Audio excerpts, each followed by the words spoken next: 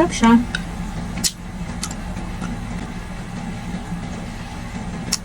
Masarap siya.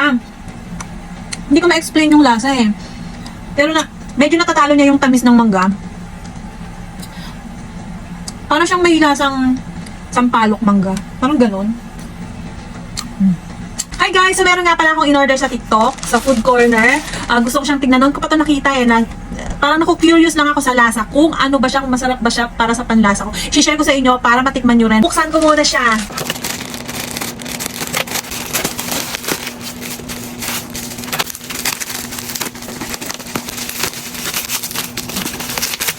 Wow!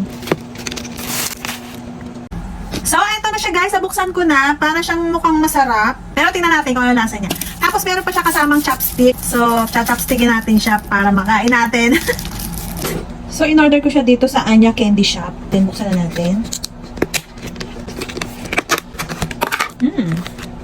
So, parang ito yung kanyang mga flavor. So, ayan, tingnan natin. Ito yung kanyang laman pala. Tingnan nyo nga, oh. Diba?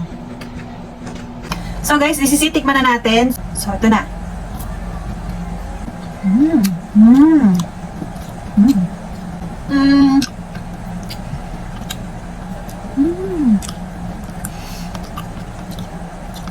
Parang siyang mangga. Na matamis. Parang masarap siya. Sarap. So guys, nagsali lang ako ng ilang piraso dito. Baka mamaya hindi masarap. So itatry lang muna natin yung isang flavor niya. Kasi parang meron siyang dalawang flavor. Ito, tsaka itong red. Tapos hindi ko alam kung ano itong dalawang bilog na to. Tingnan natin kung ano siya. Tingnan natin ito. So ito yung unang nakita ko noon na sinalin niya. Isali na natin siya.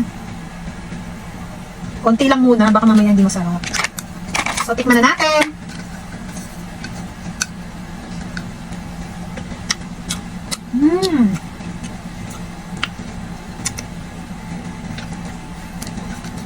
Sarap siya.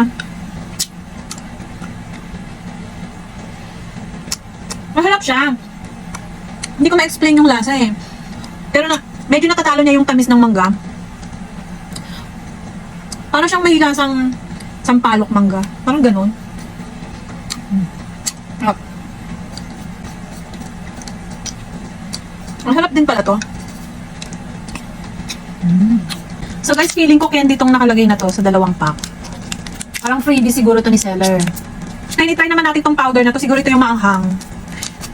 Isasawsaw ko na lang kasi ayokong... Ayan. Nasawsaw ko na siya.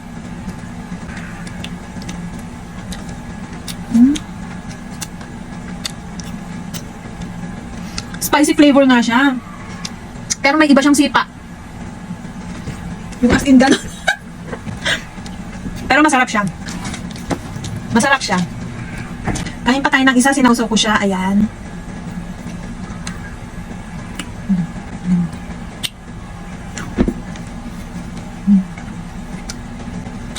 Sarap. Bagay na bagay ito doon sa mga mahilig kumain ng maasim-asim na spicy. The best to sa inyo. Sarap siya.